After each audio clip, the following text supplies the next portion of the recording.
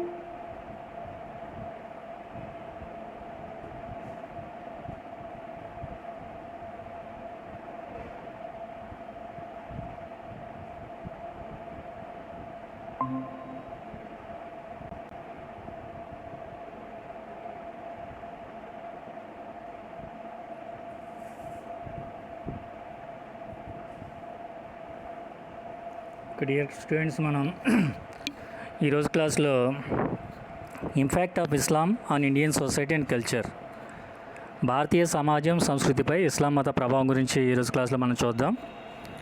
ఈ యొక్క భారతీయ సమాజం అట్లాగే సంస్కృతిపై ఇస్లాం మతం ఏ విధంగా ప్రభావం చూపించిందనేది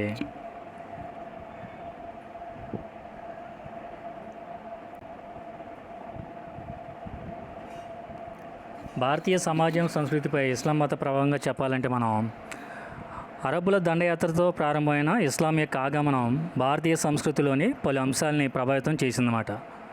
ముఖ్యంగా ప్రభావం మత, సామాజిక మరియు సాంస్కృతిక రంగాలపై ప్రస్ఫుటంగా కనబడుతుందన్నమాట. ఈ యొక్క ఇస్లాం ప్రభావం లేదా ఇస్లాం ఆగమనం అనేది భారతదేశంలో క్రీస్తు శకం 712లో అరబ్బులు చేసిన దండయాత్రతో మొదలైందన్నమాట. మనం ఇంతకుముందు సెమిస్టర్లో మనం చదువుకున్న అరబ్బుల యొక్క సింధు దండయాత్రని క్రీస్తు శకం 712లో అరబ్బుల నాయకుడైన మహమ్మద్ బిన్ కాసిం సింధు రాజ్యంపై దండయాత్ర చేశాడనమాట. అప్పుడు సింధు రాజ్యాన్ని హిందూ పాలకుడైన దాహీర్ పరిపాలిస్తున్నాడు. ఈ యొక్క మహమ్మద్ బిన్ కాసిం ఈ యొక్క హిందూ పాలకుడైన దాహీర్ని క్రీస్తు శకం 712లో జరిగిన రేవార్ యుద్ధంలో ఓడించడం జరిగిందన్నమాట. అట్లాగా భారతదేశంలో ఇస్లాం మతం యొక్క ఆగమనం లేదా రావడం అనేది క్రీస్తు శకం 712 నుంచి లేదా అరబ్బుల యొక్క రాకతో మొదలైనట్టు మనం చెప్పవచ్చు. అట్లాగే తర్వాత మహమ్మద్ గజనీ భారతదేశం మీద 17 సార్లు దండయాత్ర చేశారని చెప్పాం మనం. మహమ్మద్ గజనీ యొక్క భారతదేశంపై దాడి చేయడంలో ముఖ్యమైన లక్ష్యాలు ఒకటిగా మనం భారతదేశంలో విగ్రహారాధన నిర్మూలించడం, అట్లాగే భారతదేశంలో ఇస్లాం మతాన్ని కూడా వ్యాప్తి చేయాలి, అట్లాగే భారతదేశ సిరి సంపదలను కొలగొట్టాలనుకున్నాడు. అట్లాగే తర్వాత చేసిన మహమ్మద్ గోరీ దండయాత్రలు కూడా ముఖ్యమైన లక్ష్యం ఏంటంటే భారతదేశంలో ఇస్లాం మతాన్ని వ్యాప్తి చేయాలనే ఒక లక్ష్యం అన్నమాట. ఇట్లాగా అరబ్బులు అట్లాగే మహమ్మద్ గజనీ, మహమ్మద్ గోరీ వేళ కాలం నుంచే భారతదేశంలో ఇస్లాం మతం అనేది ఆగమనం అట్లాగే వ్యాప్తి అనేది జరుగుతూనే ఉందన్నమాట. చివరికి ఈ యొక్క ఇస్లాం మతం వచ్చిన తర్వాత భారతదేశంలో లేదా భారతీయ సమాజంపై సంస్కృతిపై యొక్క ఇస్లాం మతం ఏ విధంగా ప్రభావం చూపించిందో చూస్తే మొదటి ఆస్పెక్ట్ మతపరంగా ఎటువంటి ప్రభావం చూపించిందో చూద్దాం. మతపరంగా హిందూ వేదాంత సంగీత సాంప్రదాయాలను ఇస్లాం గ్రహించినప్పటికీ మతం పేరుతో హిందూ సమాజంలో ఉన్న అసమానతలను, విగ్రహారాధన, బహుదేవతారాధన ఇస్లాం ఖండించింది. అంటే ఇస్లాం మతస్థులు కొంతమంది ఈ యొక్క హిందూ మతంలో ఉన్న ఆచరణని అవలంబించారు, కొంతమంది ఆచరించినప్పటికీ వాటిలో ఉన్న మిస్టేక్స్ని సవరించడం జరిగిందన్నమాట. మతపరంగా హిందూ వేదాంత సంగీత సాంప్రదాయాన్ని ఇస్లాం గ్రహించిందన్నమాట. మతపరంగా హిందూ మతంలో ఉన్న వేదాంతాన్ని అట్లాగే సంగీత సాంప్రదాయాన్ని గ్రహించినప్పటికీ మతం పేరుతో హిందూ సమాజంలో ఉన్న అసమానతలు, అట్లాగే విగ్రహారాధన అంటే దేవుణ్ణి ఆరాధించడం, అట్లాగే బహుదేవతారాధన సోమవారం ఏమో శివుని పూజించడం, మంగళవారం ఆంజనేయుని పూజించడం, బుధవారం ఏమో విష్ణుని పూజించడం, ఇట్లా మాట ఏంటి బహుదేవతారాధన కూడా ఇస్లాం మతం అనేది ఖండించిందన్నమాట.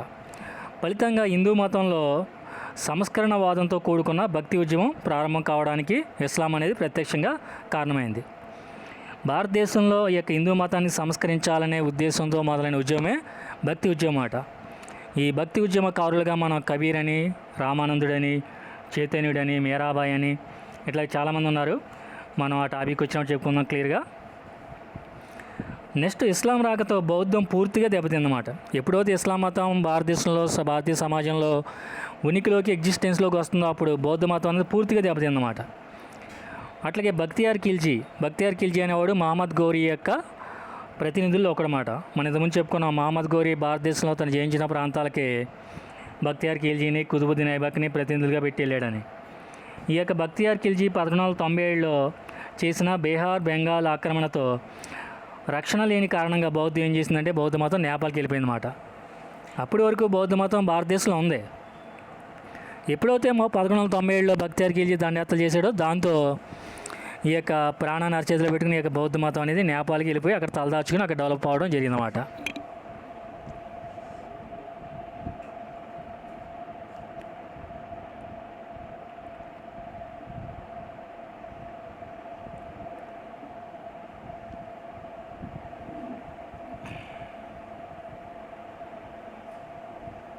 నెక్స్ట్ మనకి మతపరంగా చూస్తే అశాంతికి, ఆందోళనకి మరియు సంక్షోభానికి కూడా ఇస్లాం కారణమైందన్నమాట. మతపరంగా చూస్తే భారతీయుల్లో అశాంతికి, అట్లాగే ఆందోళనకు కూడా మరియు సంక్షోభానికి కూడా ఈ యొక్క ఇస్లాం మతం కారణమైంది. ఏ విధంగా హిందూ దేవాలయాన్ని విధ్వంసం చేశారు ఇస్లాం మతస్థులు, అట్లాగే ఇస్లాం నాయకులు, అట్లాగే మత మార్పిళ్ళు, హిందువులనేమో బలవంతంగా ఇస్లాం మతంలో మార్చడం, అట్లాగే హిందువులపై అరాచకాలు అన్నీ కూడా చోటు చేసుకున్నాయన్నమాట. మనం ఇంతకుముందు ముస్లిం చక్రవర్తుల గురించి తెలుసుకుంటే ఇంతకుముందు మనం అల్లావుద్దీన్ ఖిల్జీ గురించి చెప్పుకున్నాం. అల్లావుద్దీన్ ఖిల్జీ భూమి శిస్తు విధానాన్ని హిందువుల మీద అయితే 1/2 వంతు విధిస్తే అదే ఇస్లాం మతస్థుల మీద 1/4 వంతు విధించాడు. ఎంత వ్యత్యాసం అది! అట్లాగే ఇస్లాం రాజ్యంలో ఇస్లామేతరులపై జిజియా అనే పన్ను విధించి హిందువుల్ని బాగా హింసించడం జరిగిందన్నమాట. అట్లాగే మతపరమైన ద్వేషాలు జరిగి మతపరమైన విధ్వంసాలు జరిగి హిందూ దేవాలయాల్ని ఈ యొక్క ఇస్లాం మతస్థులు కానీ, ఇస్లాం నాయకులు కానీ, పరిపాలకులు కానీ ధ్వంసం చేయడం జరిగింది. తత్ఫలితంగా హిందూ మతంలో అశాంతి, ఆందోళనలు, సంక్షోభం అనేది బాగా ఎక్కువైపోవడం కూడా జరిగిందన్నమాట.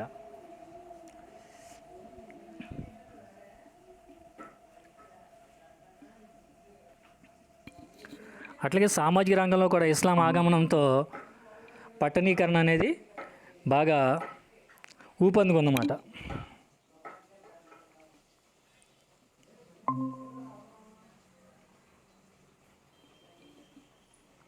ఇస్లాం ఆగమనంతో భారతీయ సమాజంలో పట్టణీకరణ అంటే ఏంటంటే అర్బనైజేషన్ అంటారన్నమాట. ఈ అర్బనైజేషన్ అనేది కూడా బాగా డెవలప్ అవ్వడం, విస్తృతంగా జరగడం జరిగిందన్నమాట. అది ఎట్లా జరిగిందో చూద్దాం మనం. విదేశీయులుగా ముస్లింలు పట్టణాల్లో స్థిరపడడానికి ఇష్టపడడంతో పట్టణీకరణ అనేది త్వరితగతిన అభివృద్ధి చెందిందన్నమాట. ఇస్లాం మతస్థులు ఎవరైతే ఉన్నారో వాళ్ళు ఏంటంటే విదేశస్తులు ఎక్కువగా పట్టణాల్లో ఉండడానికి ఇష్టపడ్డారు. తద్వారా పట్టణీకరణ పెరిగింది. పట్టణీకరణ అంటే ఏంటంటే అర్బనైజేషన్. ఇప్పుడు జనరల్గా ఏ వ్యక్తి అయినా కూడా, ఏ పౌరుడైనా, ఏ ప్రజలు ఎవరైనా కూడా పట్టణాల్లో ఉండడానికి నివసిస్తానికి ఇష్టపడతారు. ఇప్పుడు సపోజ్ ఏంటి గణపర్లో ఉండే సౌకర్యాలు అనేవి పక్కనున్న వరదరాజపురంలో లేదా పక్కనున్న మందలపరిలో ఉండవు కదా.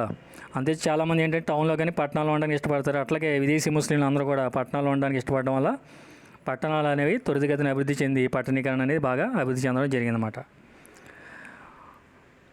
అట్లాగే ఆర్థిక రంగంలో ఇస్లాం ఆగమనంతో భారతదేశానికి మధ్య ఆసియాతో వర్తక సంబంధాలను బలపడ్డాయన్నమాట.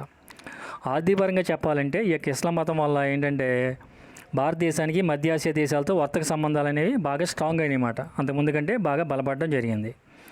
అట్లాగే అరేబియా సముద్రంలో వ్యాపారం మరింతగా పెరిగిందన్నమాట. అరేబియా సముద్రంలో వ్యాపారం అనేది మరింతగా అభివృద్ధి చెందడం జరిగిందన్నమాట. నెక్స్ట్ రాజకీయ రంగంలోనూ ఇస్లాం మతం అనేది గొప్ప మార్పులకి కారణమైందన్నమాట. భారతదేశ చరిత్రలో ఇస్లామిక్ రాజ్యం ఏర్పడడం, అప్పటి వరకు కొనసాగిన బలమైన హిందూ రాజ్యాల అంతానికి కూడా దారితీసిందన్నమాట. ఎప్పుడైతే భారతదేశంలో యొక్క ఇస్లాం మతం వచ్చిందో అప్పటి వరకు ఉన్న హిందూ రాజ్యాల యొక్క అంతానికి కూడా ఇది దారితీయడం జరిగిందన్నమాట.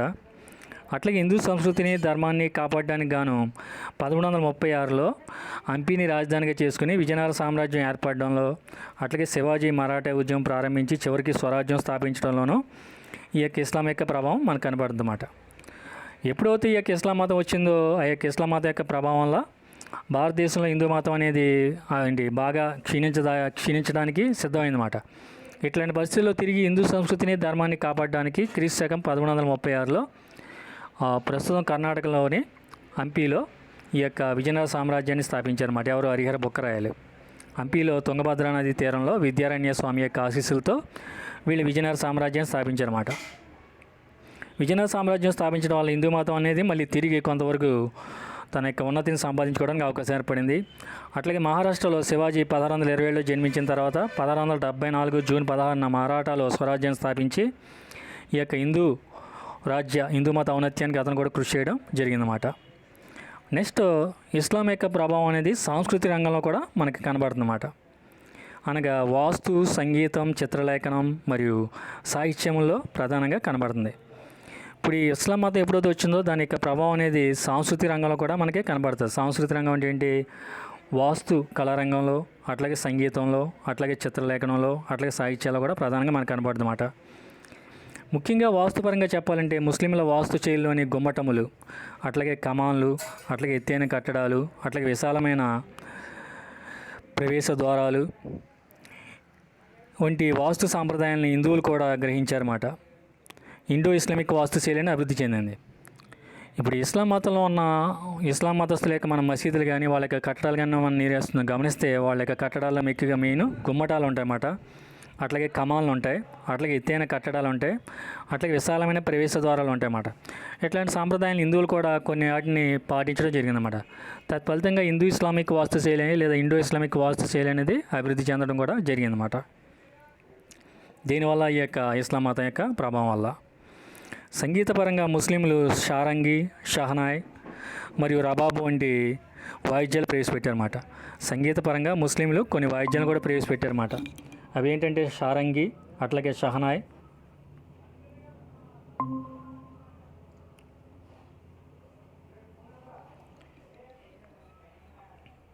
ఓకే. ముస్లింలు ఏంటంటే సంగీతపరంగా షారంగి, షహనాయ్ మరియు రబాబ్ వంటి ముఖ్య వాయిద్యాలు ప్రవేశపెట్టారు.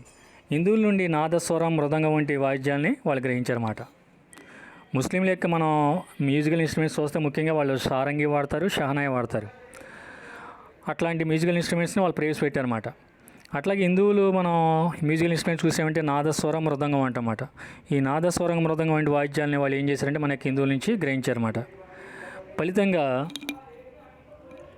ఫలితంగా హిందుస్థానీ అనే మిశ్రమ సంగీతం అనే సాంప్రదాయం అభివృద్ధి చెందిందన్నమాట. ఎప్పుడైతే హిందూ మతస్థుల యొక్క సంగీత సాంప్రదాయాలైన మృదంగం, నాదస్వరాన్ని ఇస్లాం మతస్థులు అవలంబించారో అప్పుడు ఫలితంగా ఏమొచ్చింది మనకి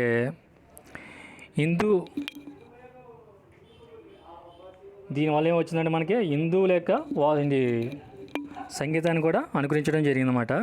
హిందువుల యొక్క వాయిద్యాలైన మృదంగ వాయిద్యాన్ని గ్రహించారు. ఫలితంగా హిందుస్థానీ అనే మిశ్రమ సంగీతం అనేది సాంప్రదాయం అనేది అభివృద్ధిలోకి రావడం జరిగిందన్నమాట.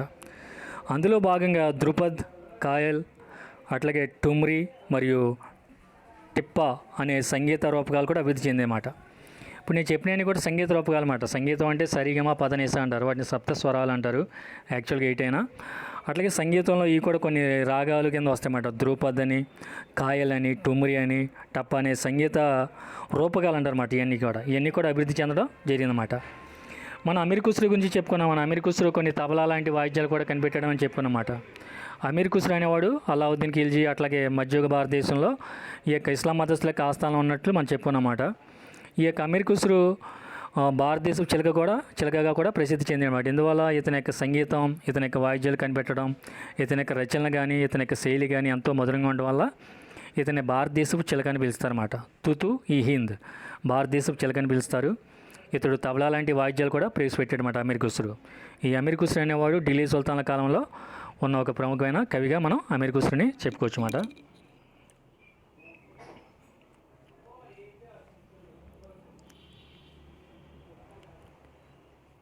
అట్లాగే మనకి వాస్తుపరంగా చెప్పాలంటే ఈ యొక్క ఇస్లాం మతస్థులు అనేక కట్టడాలు నిర్మించారు.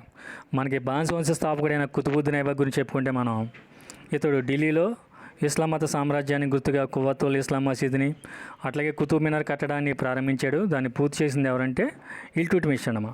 కుతుబుద్దీన్ ఐబక్ నిర్మాణాన్ని ప్రారంభించింది. కుతుబ్ మినార్ కట్టడం యొక్క నిర్మాణాన్ని ప్రారంభించింది కుతుబుద్దీన్ ఐబక్. పూర్తి చేసింది ఎవరంటే ఇల్టుట్మిష్. కుతుబ్ మినార్ అనే కట్టడం యొక్క ప్రారంభించింది కుతుబుద్దీన్ ఐబక్. ఈ కుతుబుద్దీన్ ఐబక్ అనేవాడు వంశ స్థాపకుడు. దీన్ని పూర్తి చేసింది ఎవరంటే ఇల్టుట్మిష్ అన్నమాట. అట్లాగే ఢిల్లీలో యొక్క కుతుబుద్దీన్ ఐబక్ కువ్వతుల్ ఇస్లాం అనే మసీదుని కూడా నిర్మించాడు. అట్లాగే అజ్మీర్లో అర్హై దీన్ కా జోన్పరా అనే మసీదుని కూడా ఇతను నిర్మించడం జరిగిందన్నమాట. ఎవరు ఈ యొక్క కుతుబుద్దీన్ ఐబక్ తర్వాత మనకి ఇల్టుట్మిష్ వచ్చాడు. అంటే మధ్యలో బారాం షా అనేది పరిపాలించాడండి. ఇల్టుట్మిష్ ఈ యొక్క కుతుబుద్దీన్ ఐబక్ చేత ప్రారంభించబడిన కుతుబ్ మినార్ అనే కట్టడాన్ని పూర్తి చేసింది ఎవరంటే ఇల్టుట్మిష్ అన్నమాట. మీకు ఇంత ముందు క్లాస్లో నేను చూపించాను, ఒకసారి చూడండి. ముస్లింల కాలంలో నిర్మించిన కట్టడాల యొక్క వాస్తుశైలి ఏ విధంగా ఉంటుంది, మనకి గుమ్మటాలు అన్నీ చెప్పుకున్నాం కదండి. ఒకసారి చూడండి.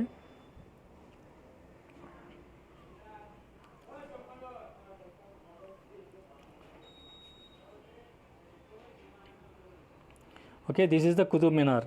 ఈ యొక్క కుతుబ్ మినార్ యొక్క కట్టడాన్ని ప్రారంభించిందేమో కుతుబుద్దీన్ ఐబక్, పూర్తి చేసిందేమో ఈ యొక్క ఇల్టుట్మిష్ మాట. మనం చెప్పుకునేంతకుముందు ఈ యొక్క ఇస్లాం మతస్థుల యొక్క కట్టడాల్లో కమాలని, గుమ్మటాలని ఇట్లాంటివి ఉంటాయని చెప్పాము. ఇట్లాంటి ప్రవేశ ద్వారం ఇట్లాంటివన్నీ కూడా హిందువులు కూడా ఆచరించడం అని చెప్పుకున్నమాట, ప్రవేశ ద్వారాలు. ఇదేమో ఇల్టుట్మిష్ యొక్క సమాధి మాట. అట్లాగే ఇదేమో కుతుబుద్దీన్ ఐబక్ నిర్మించిన కువత్తుల్ ఇస్లాం మస్జిద్. కువత్తుల్ ఇస్లాం మసీద్ అనేది ఢిల్లీలో కుతుబుద్దీన్ ఐబక్ అనేవాడు నిర్మించాడనమాట. అట్లాగే ఇది కుతుబ్ మినార్ మీద రాయబడిన రాతలన్నమాట, క్యాలిగ్రఫీ అంద కుతుబ్ మినార్. ఈ యొక్క కుతుబుద్దీన్ ఐబక్ చేత ప్రారంభించబడి ఇల్టుట్మిష్ పూర్తి చేయబడిన కుతుబ్ మినార్ చేత రాయబడిన రాత అది. నెక్స్ట్ మనకి మిగిలిన కట్టడాలు. అట్లాగే బానిస వంశం తర్వాత ఈ యొక్క ఢిల్లీ సామ్రాజ్యాన్ని పరిపాలించింది ఎవరంటే ఖిల్జీ వంశస్థులు అన్నమాట. మనం ఖిల్జీ వంశస్థాపకుడిగా జలాలుద్దీన్ ఖిల్జీని చెప్పుకున్నాం, గొప్పవాడుగా అలావుద్దీన్ ఖిల్జీని చెప్పుకున్నాం, చివరివాడిగా ఖుస్రూ ఖాన్ చెప్పుకున్నాం. అలావుద్దీన్ ఖిల్జీ అనేవాడు ఖిల్జీ వంశ పాలకుల్లోనే కాకుండా ఢిల్లీ సుల్తాన్ అందరిలో కూడా మిక్కిలి గొప్పవాడుగా మనం చెప్పుకున్నమాట. ఈ యొక్క వాస్తుపరంగా చెప్పాలంటే ఈ యొక్క అలావుద్దీన్ ఖిల్జీ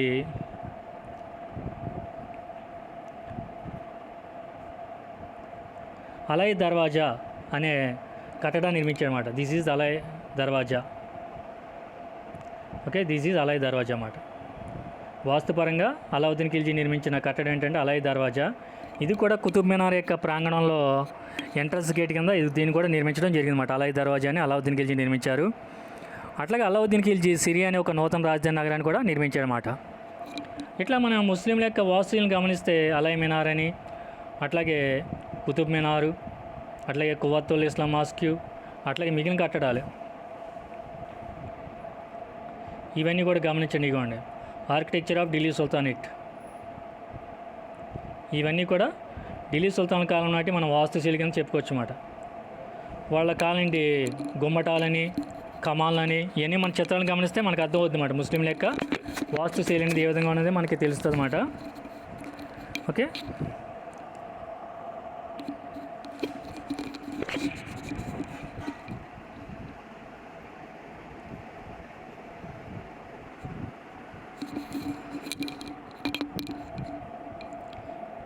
ఓకే, ఈ విధంగా ఈ యొక్క ఇస్లాం మతస్థులు వాళ్ళ కాలంలో వాళ్ళ యొక్క శైలిలోని కొన్ని లక్షణాలని మనకి హిందువులు కూడా అవలంబించడం అనేది జరిగినట్లు మనం చెప్పవచ్చు. నెక్స్ట్ మిగిలిన వాటిని గమనిస్తే మనం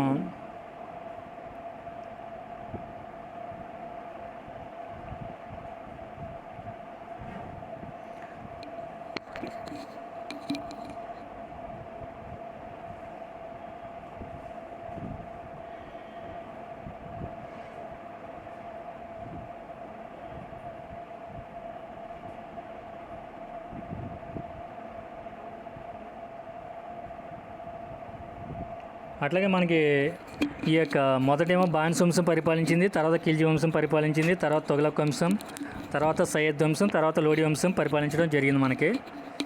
ఈ లోడి వంశ పాలకుల్లో మనకి సికిందర్ లోడి అనేవాడు ఢిల్లీ నుంచి ఆగ్రాకి రాజధాని నగరాన్ని మార్చాడు. ఢిల్లీ నుంచి ఆగ్రాకి రాజధాని నగరాన్ని మార్చి దాన్ని ఎంతో సుందరంగా తీర్చిదిద్దడం కూడా జరిగిందన్నమాట. ఈ యొక్క సికిందర్ లోడి అనేవాడు లోడి వంశ పాలకులో గొప్పవాడు అన్నమాట. లోడి వంశ స్థాపకుడు అనేవాడు బహ్లూ లోడి, గొప్పవాడు అనేవాడు సికిందర్ లోడి, చివరివాడేమో ఇబ్రహీం లోడి అండి. ఈ యొక్క సికిందర్ లోడి ఈ యొక్క ఢిల్లీ సుల్తాన్ యొక్క రాజధాని నగరాన్ని ఢిల్లీ నుంచి ఆగ్రాకి మార్చి అక్కడ కొన్ని భవనాలు కూడా నిర్మించడం జరిగిందన్నమాట.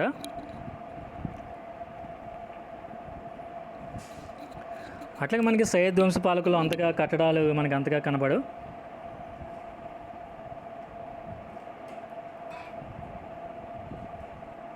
చిత్రలేఖనంలో కూడా ఈ యొక్క ఇస్లాం మతం యొక్క ప్రభావం అనేది భారతీయ సమాజంపై చూపించిందన్నమాట. చిత్రలేఖనంలో భాగంగా ఘనమైన పర్షియన్ శైలితో కూడిన చిత్రలేఖనం అనేది భారతదేశంలోకి ప్రవేశించిందన్నమాట. మనం ఇంతకుముందు క్లాస్లో చెప్పుకున్నాం. ఈ యొక్క జియావుద్దీన్ బరానీ, అట్లాగే షామ్స్ ఈ సిరాజ్ ఆపిప్, జియావుద్దీన్ బరానీ అండ్ షామ్స్ ఈ సిరాజ్ ఆపిప్ వీళ్ళు ఢిల్లీ సుల్తాన్ల కాలంలో ఉండి ముఖ్యంగా ఫిరోజ్ షా తుగ్లక్కి సంబంధించిన ఒక చరిత్రను కూడా రాయడం జరిగింది మాట. ఇద్దరు కలిసి వీళ్ళిద్దరూ కూడా పారసిక చరిత్రకారులు అన్నమాట. దేవ్ రోట్ తరీక్ ఈ ఫిరోజ్ షాహీ. ఈ యొక్క జియావుద్దీన్ బరానీ అట్లాగే షామ్స్ ఈ సిరాజ్ ఆపిప్ ఇద్దరు కలిసి రాసింది ఏంటంటే తారిక్ ఈ ఫిరోజ్ షాహీ అనే చారిత్రక గ్రంథాన్ని కూడా రాశారన్నమాట. దాని ద్వారా మనం ఢిల్లీ సుల్తాన్ కాలం నాటి పరిస్థితుల గురించి తెలుసుకోవచ్చు. ముఖ్యంగా ఫిరోజ్ షా తుగ్లక్ కాలం నాటి పరిస్థితుల గురించి తెలుసుకోవడానికి అది ఒక ముఖ్యమైన ఆధారంగా చెప్పుకోవచ్చు మాట. అట్లాగే సాహిత్యపరంగా మనకి వీళ్ళ కాలంలో మినహజ్ సిరాజ్ అనేవాడు తబాకత్ ఈ నాసిరీ రాశాడు. అట్లా చెప్పుకుంటే మనకి ఎన్నో కావ్యాలు రాయడం జరిగిందన్నమాట. నెక్స్ట్ సాహిత్య రంగంలో ఈ యొక్క ఇస్లాం ఆగమనంతో పర్షియన్ హిందీ భాషల యొక్క కలయిక వలన దక్కనీ లేదా ఉర్దూ అనే ఒక ప్రత్యేకమైన భాష అనేది అభివృద్ధి చెందిందమ్మా. సాహిత్య రంగంలో ఇస్లాం మతం యొక్క రావడం వల్ల పర్షియన్ మరియు హిందీ భాషల యొక్క కలయిక వలన దక్కనీ లేదా ఉర్దూ అనే ఒక ప్రత్యేక భాష అభివృద్ధి చెందింది. మీరు ఏ భాష మాట్లాడుతుంటే ఏం చెబుతారు? మీరు తెలుగు మాట్లాడుతాను చెబుతారు. అదే తమిళనాడుకి వెళ్తే మాది తమిళం మాతృభాష అంటారు. అదే కర్ణాటక వెళ్తే కన్నడం మాతృభాష అంటారు. అదే కేరళ వెళ్తే మలయాళం అంటారు. అట్లాగే ఈ యొక్క ఇస్లాం ఆగమనంతో ఈ యొక్క సాహిత్య రంగంలో వచ్చిన మార్పుల వల్ల ఈ యొక్క పర్షియా మరియు హిందీ భాషలు రెండు కూడా కలవడం వల్ల ఉర్దూ అనే ఒక భాష అనేది అభివృద్ధి చెందిందన్నమాట. ఏ భాష అండి? ఉర్దూ అనే ఒక భాష అభివృద్ధి చెందింది. ఈ యొక్క ఉర్దూ అనే భాష అభివృద్ధి చెందడానికి కొంతమంది ఏం చెబుతారంటే ఇది సైనిక శిబిరాల్లో అభివృద్ధి చెందిన భాషగా కొంతమంది చెప్పడం జరిగిందన్నమాట. నెక్స్ట్ మనకి ఈ యొక్క ఇస్లాం ఆగమనంతో భారతదేశంలో స్వీయ చరిత్రలు అంటే ఏంటి? ఎవరి గురించి వాళ్ళు రాసుకోవడం అన్నమాట. అట్లాగే ప్రాంతీయ చరిత్రలు, అట్లాగే రోజువారీ సంఘటనల్ని ప్రస్తావించడం, ఇవన్నీ కూడా ముస్లింతోనే ప్రారంభమైనవి అన్నమాట. అంతకుముందు ఎవరికి వాళ్ళు స్వీయ చరిత్రలు రాసుకోవడం లేదు. ఎప్పుడైతే ఈ యొక్క ముస్లింలు వచ్చారో పాలకులుగా వాళ్ళు ఏం చేశారు? వాళ్ళ యొక్క గొప్పతనం గురించి వాళ్ళు రాసుకోవడం మొదలుపెట్టారన్నమాట. ఇప్పుడు జనరల్గా నవే డేస్ కొంతమంది ఏం చేస్తారంటే డైరీ రాసుకుంటారన్నమాట. ఆ రోజు సాయంకాలం పడుకునేటప్పుడు ఈరోజు సంఘటనలు ఏంటి, ఈరోజు జరిగిన మంచి ఏంటి, చెడు అనేది రాసుకుంటారు. అట్లాగే ముస్లిం పాలకులు వాళ్ళ కాలంలో జరిగిన మంచి గురించి, గొప్ప గురించి, ముఖ్యంగా చెడు అని వదిలేసి వాళ్ళ యొక్క గొప్ప గురించి వాళ్ళు ఆటోగ్రఫీస్ అంటారన్నమాట. ఇప్పుడు గాంధీ గారు ఉన్నారు, ఆయన గురించి ఆయన రాసుకున్న స్వీయ చరిత్ర ఏంటంటే మై ఎక్స్పెరిమెంట్స్ విత్ ట్రూత్, సత్యంతో నా ప్రయోగాలు అనే స్వీయ చరిత్ర రాసుకున్నారు. అంటే ఎవరి గురించి వాళ్ళు రాసుకుంటే దాన్ని ఆటోగ్రఫీ అని పిలుస్తారన్నమాట.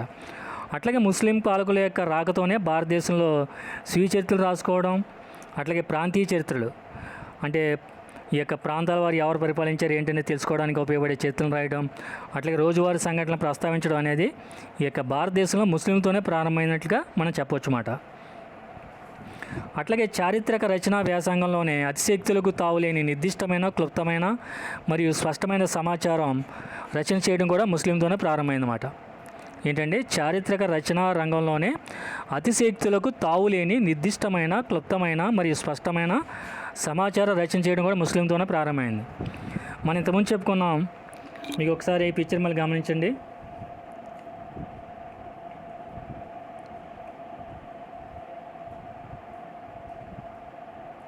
ఓకే, ఈ వాజ్ జియావుద్దీన్ బరానీ. ఈ యొక్క జియావుద్దీన్ బరానీ గురించి మీకు నేను క్లాస్లో చెప్పినప్పుడు ఏం చెప్పారంటే first Muslim to right history of India, భారతదేశంలో చరిత్రను రాయడం మొదలుపెట్టిన మొదటి ముస్లిం ఎవరంటే జియావుద్దీన్ బరానీ. ఇతను ముస్లింల యొక్క ధనిక కుటుంబంలో జన్మించాడనమాట.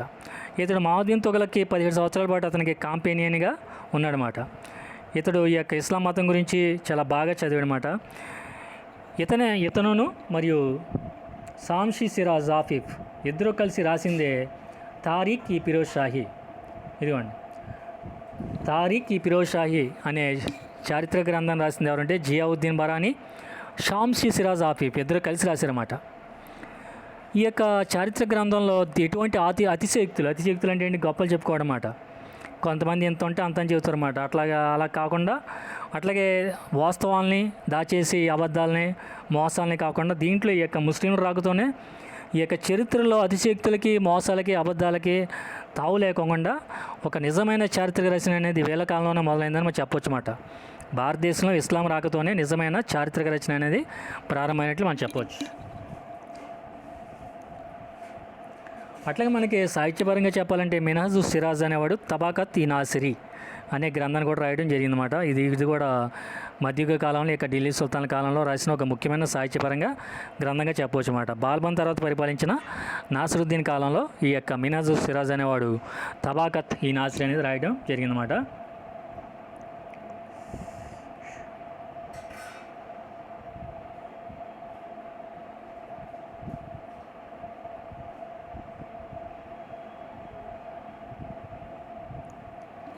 ఓకే, ఈ విధంగా మనకి ఏంటంటే చారిత్ర రచనా పరంగా కానీ అట్లాగే ఇతర విషయాల పరంగా కానీ భారతీయ సమాజంపై ఇస్లాం మతం యొక్క ప్రభావం గురించి మనం చెప్పుకోవచ్చు అన్నమాట.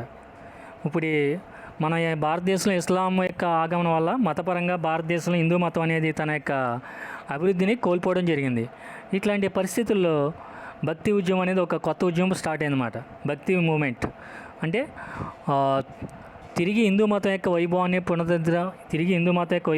పునరుద్ధరించడానికి ప్రారంభించబడిన ఉద్యమమే భక్తి ఉద్యమం అంటారన్నమాట.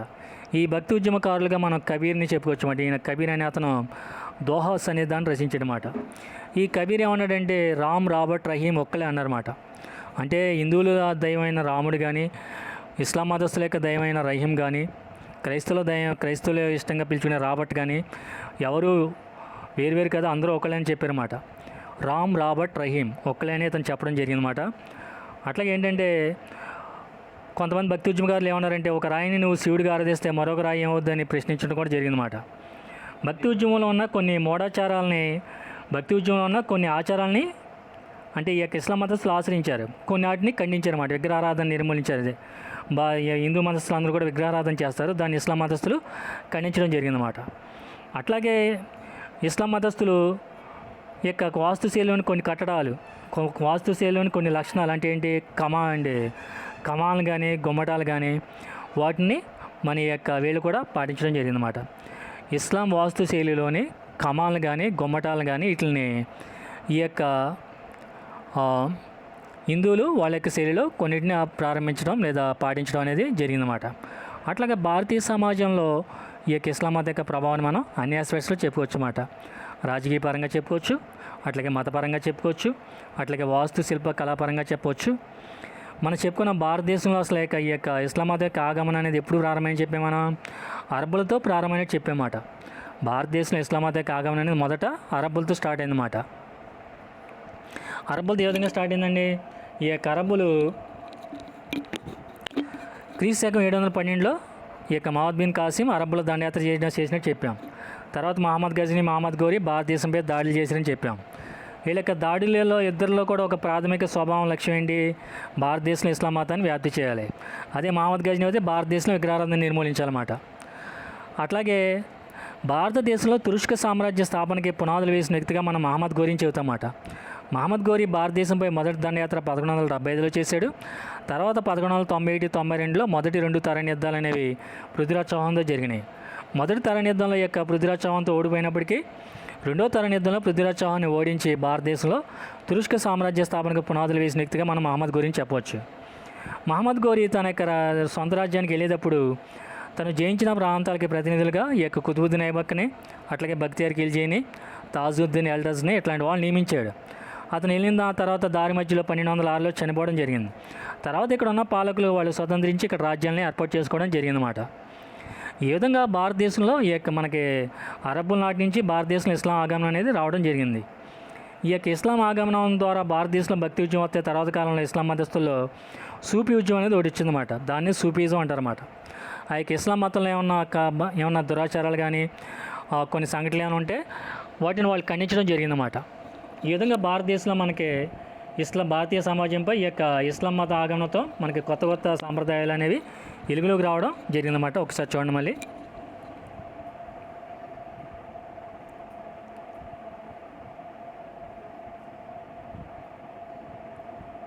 ఓకే, ఈ యొక్క భారతీయ సమాజం సంస్కృతిపై మతపరంగానే కాకుండా అట్లాగే సామాజిక పరంగా అట్లాగే సాంస్కృతిక పరంగా ఈ యొక్క ఇస్లాం మత ప్రభావం అనేది భారతీయ సమాజంపై ప్రస్ఫుటంగా కనబడినట్లు మనం చెప్పామన్నమాట. ఓకే అండి, హిందువులు యొక్క మ్యూజికల్ ఇన్స్ట్రుమెంట్స్, నాదస్వరం, అట్లాగే మృదంగం లాంటి వాటిని ఇస్లాం మతస్థులు కూడా గ్రహించడం జరిగిందన్నమాట. ఆల్రెడీ ఇస్లాం మతస్థులు కొన్ని మ్యూజికల్ ఇన్స్ట్రుమెంట్స్ని కూడా ప్రవేశపెట్టినట్లు మనం చెప్పామన్నమాట. షారంగి అని, షహనాయ్ అని, అట్లాగే అమీర్ ఖుస్రో అనేవాడు తబలా అనే ఒక నూతన మ్యూజికల్ ఇన్స్ట్రుమెంట్ని, సితార్ను కూడా అతనే కనిపెట్టినట్టుగా కొంతమంది చరిత్రకారుల యొక్క ప్రతిదీ. అమీర్ ఖుస్రో అనేవాడు ఒక ప్రముఖ కవిగా మనం చెప్పవచ్చు అన్నమాట. ఈ యొక్క ఢిల్లీ సుల్తాన్ కాలంలో అతనే భారతదేశపు చిలక లేదా తూతు ఈ హిందీగా చెప్పవచ్చు మనం.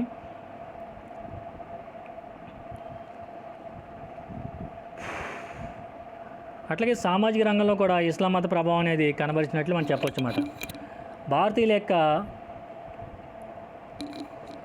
వస్త్రధారణలో కానీ ఆహారపు అలవాట్లో కూడా మార్పులు వచ్చినాయి అన్నమాట. ఎవరి వల్ల, ఈ యొక్క ఇస్లాం మతస్థుల వల్ల మాట. అంటే పొడిగాటి వస్త్రాలు ధరించడం, అట్లాగే పైజమాలు ధరించడం, అట్లాగే కుర్తాలు ధరించడం, అట్లాగే ఆహారం తర్వాత పాన్ నవలడం, అట్లాగే ఒక్కా పీల్చడం, అలవాట్లన్నీ కూడా మనకి ముస్లిం నుంచి మనం వచ్చినాయన్నమాట. అట్లాగే బుర్కా లేదా గుర్కా ధరించే సాంప్రదాయం కూడా హిందువుల యొక్క పరదా విధానం ప్రారంభమైందన్నమాట. మనం చెప్పాలంటే సామాజిక పరంగా హిందువులు ఏం చేసేవారంటే అదే ముస్లిం మతస్థులు పొడిగాటి వస్త్రాలు ధరించేవారు, అట్లాగే పైజమాలు ధరించేవారు, అట్లాగే కుర్తాలు ధరించేవారు. ఇవన్నీ కూడా ఇప్పుడు మన ఈ ఫ్యాషన్గా ధరిస్తున్నామాట. ఇవన్నీ కూడా ఈ యొక్క ఇస్లాం మతం నుంచి మన యొక్క సమాజంలోకి ప్రవేశించినట్లుగా చెప్పవచ్చు. అట్లాగే మనం ఏదైనా హిందువులు జరిగినప్పుడు పెళ్ళిళ్ళు అట్లాంటివి జరిగినప్పుడు ఏం చేస్తారంటే భోజనం తర్వాత తమలపాకు ఈ యొక్క పాన్ ఇవ్వడం జరుగుతుంది అన్నమాట. పాన్ అంటే పాన్ ఇస్తే ఏంటి యొక్క డైజెషన్ బాగుంటుందని పాన్ ఇవ్వడం జరుగుతుంది. అది ఇస్లాం మతస్థుల నుంచే వచ్చిందన్నమాట. అట్లా ఇస్లాం మతస్థులు ఒక్క పీల్చేవారు, మన వాళ్ళు ఏంటంటే సిగరెట్లని చుట్ట బీడి అట్లాంటివి పీల్చడం వచ్చిందన్నమాట. ఈ విధంగా ఇస్లాం ఆగమనంతో భారతదేశంలో ఈ యొక్క సామాజిక రంగంలో కూడా కొత్త కొత్త ఆహారపు అలవాట్లు, కొత్త కొత్త వస్త్రధారణలు అన్నీ కూడా రావడం జరిగిందన్నమాట. అంటే మన వాళ్ళు కిల్లి వేస్తారన్నమాట, వాళ్ళు పాన్ అంటారన్నమాట భోజనాల తర్వాత. మన వాళ్ళేమో సిగరెట్ అట్లాంటి స్మోక్ చేస్తే వాళ్ళు అప్పట్లో ఒక్క పీల్చేవారు అన్నమాట. ఇవన్నీ కూడా భారతీయ సమాజంలో ఇస్లాం మతపరంగా వచ్చిన మన సాంప్రదాయాల ఆచారాలుగా చెప్పొచ్చు అన్నమాట. ఈ విధంగా భారతీయ సమాజంపై ఇస్లాం మత యొక్క ప్రభావాన్ని మనం సామాజిక పరంగా, రాజకీయ పరంగా, మతపరంగా, సాంస్కృతిక పరంగా ప్రభావం చూపించిందని అన్ని ఆస్పెక్ట్స్లో కూడా మనం చెప్పుకోవడం జరుగుతుందన్నమాట. ఓకే.